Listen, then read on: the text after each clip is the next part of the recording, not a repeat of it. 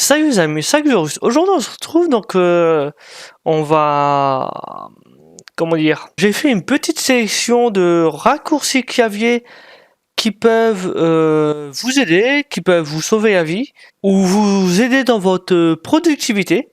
Donc j'ai regroupé ça en trois catégories. Donc vous pouvez retrouver les catégories dans les chapitres YouTube et dans la description. Donc la première catégorie que j'ai nommée sauvetage et dépannage. Donc ça, je pense que d'après une nom, c'est compréhensible. Je pense pas qu'il y ait besoin que j'explique. Donc il y a trois raccourcis clavier que j'ai sélectionnés. Donc le tout premier raccourci clavier, c'est si jamais vous avez un crash de votre pilote graphique ou que vous avez plus du tout d'écran ou des trucs comme ça, mais que c'est pas un problème matériel, je précise.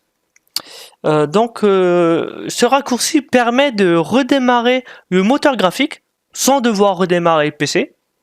Donc pour ce faire, vous appuyez sur Windows, CTRL, SHIFT et B. Donc là normalement vous entendez un bip.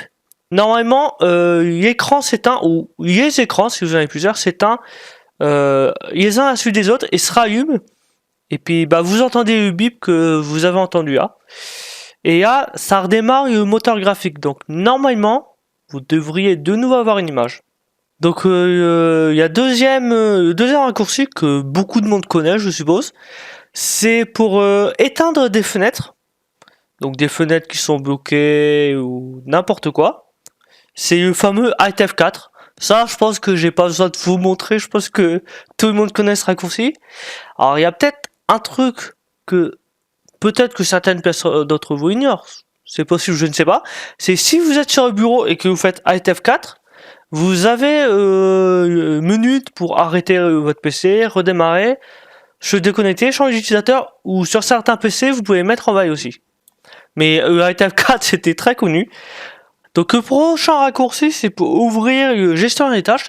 Donc comme vous savez, il y a deux principales méthodes. Donc soit clic droit sur la barre des tâches, gestionnaire des tâches. Soit vous faites CTRL ALT SUPR, gestionnaire des tâches, mais il y a un autre raccourci. Je crois que vous avez un écran noir. Ouais, oui, c'est normal. Mais il y a un autre raccourci. En fait, vous faites CTRL, SHIFT, échappe, et ça ouvre directement le gestionnaire des tâches. Ça, c'est un raccourci que j'ignorais. J'ai appris pour cette vidéo justement. Donc, maintenant, j'utilise. J'en ai besoin, je vais utiliser. Je trouve que ce raccourci c'est encore plus rapide. CTRL, SHIFT, échappe. Donc la deuxième catégorie, je l'ai nommé productivité. Donc j'ai sélectionné 5 raccourcis clavier. Donc le premier c'est l'historique du presse-papier si jamais vous l'avez activé. Vous faites juste Windows V. Et puis ça affiche tout... Bah déjà il y a, comme vous voyez... Ah, voilà. On va s'éclairer. Comme vous voyez, il n'est pas activé. Donc là, vous avez un bouton pour activer. Et ensuite, une fois qu'il sera activé, vous verrez tout ce que... tout historique du presse-papier en fait. Donc tout ce que vous avez sélectionné récemment. Alors, pas des fichiers, des dossiers, ça non. Mais genre du texte, des trucs comme ça. Donc ensuite, deuxième raccourci. Je pense que vous avez vu sur des pages web, sur des serveurs, sur Discord, sur Snapchat, partout en fait. Je pense que vous avez vu qu'il y avait des emojis. Ou des émoticônes, c'est pareil. Donc il y a un moyen simple de les mettre sur PC. Vous faites Windows, point virgule. Et là, vous avez ceci. Donc, vous avez même des gifs. Ça, c'est nouveau sur Windows 11. Vous avez des Kaomoji. Pareil, je pense que c'est Windows 11. Vous avez des symboles. Que vous pouvez retrouver, par exemple, Euro, c'est ALTGRE. UC, c'est Alt, je sais plus combien. Le point là, c'est Alt 7, etc. Donc là, c'est les emojis.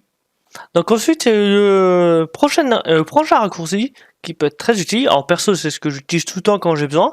Par exemple, si vous êtes dans ce dossier, c'est le dossier de notre projet Java, d'ailleurs on va le reprendre. Vous voulez ouvrir une fenêtre CMD. Alors vous n'avez pas besoin d'aller d'ouvrir une fenêtre CMD en faisant démarrer CMD et en allant dans ce dossier avec des CD, des dir, tout ça. En fait, vous faites juste Shift, clic droit, et là, vous avez ouvrir la fenêtre. Ouvrir la fenêtre PowerShell ou ouvrir la fenêtre CMD. tout dépend comment vous avez paramétré. Mais si vous faites ça, ça ouvrira la fenêtre CM2 PowerShell directement dans ce dossier en fait. Donc pour créer un nouveau bureau virtuel, donc perso j'utilise pas ça. Alors peut-être certains d'entre vous utilisent. Je pense que ça peut aider. En tout cas pour créer un nouveau bureau virtuel, vous faites CTRL Windows D. Donc là ça crée un nouveau bureau virtuel. Et puis pour basculer de l'un à l'autre, vous faites CTRL Windows et puis vous utilisez les flèches en fait. Et donc le dernier raccourci qu'il y avait de cette catégorie, alors ce raccourci est devenu obsolète sur Windows 11. Mais il est toujours valable sur Windows 10. En fait, c'est pour faire une capture d'écran, mais d'une zone en particulier, comme l'ancien outil capture d'écran. Donc là, vous faites Windows Shift S. Donc là, bah, vous sélectionnez ce que vous voulez. Mais là, c'est devenu un peu obsolète parce que vous faites juste imprimer écran puis ça fait la même chose. Mais sur Windows 11, sur Windows 10, imprimer écran, ça fait pas ça. Donc pour cette troisième et dernière catégorie, je l'ai nommé navigation et Windows. Donc vous comprendrez tout de suite pourquoi j'ai nommé ça comme ça. Donc j'ai sélectionné 6 raccourcis clavier. Donc le tout premier, qui peut être assez connu, bah, j'ai connu ça au travail mais je connaissais pas avant. C'est pour ouvrir l'explorateur Windows. Donc vous faites Windows E, puis ça ouvre une nouvelle fenêtre. Donc après pour la fenêtre exécutée qui se trouve ici, vous faites Windows R, puis ça ouvre ça. Pour verrouiller votre session, vous faites Windows A. Alors là, par contre, je sais pas si vous voyez toujours, vu que ça a tout verrouillé, et pas la machine virtuelle, je sais pas si vous voyez toujours. Ouais, bon, ça a vraiment tout verrouillé. Donc ouais. Ensuite, pour les options système, genre défragmentation, gestion des disques, tout ça, vous faites Windows X et sauf ça, donc les options d'alimentation, le système, gestion d'ordinateur, paramètres, etc. Donc ça c'est Windows X. Pour afficher les informations système, donc numéro de bug de la mise à jour, mise à jour installée, tout ça, vous faites Windows Pause. Là vous avez le nom du PC, votre processeur, la barre de RAM, pas barre de RAM, je veux dire la quantité de RAM sur votre PC, l'ID du périphérique, l'ID de produit, 3264 bits, la version, tout ça, etc. Les informations système en fait. Et le dernier raccourci, c'est pour passer d'une fenêtre à l'autre. Bon, là, je peux pas montrer pour l'instant, il n'y a rien d'ouvert. Faut que j'ouvre plusieurs fenêtres. Voilà, hop, une autre. Voilà. Pour passer d'une fenêtre à l'autre, sans utiliser votre souris, vous faites Alt Tab. Et en fait, pour passer de là, vous restez appuyé sur Alt, vous faites juste Tab.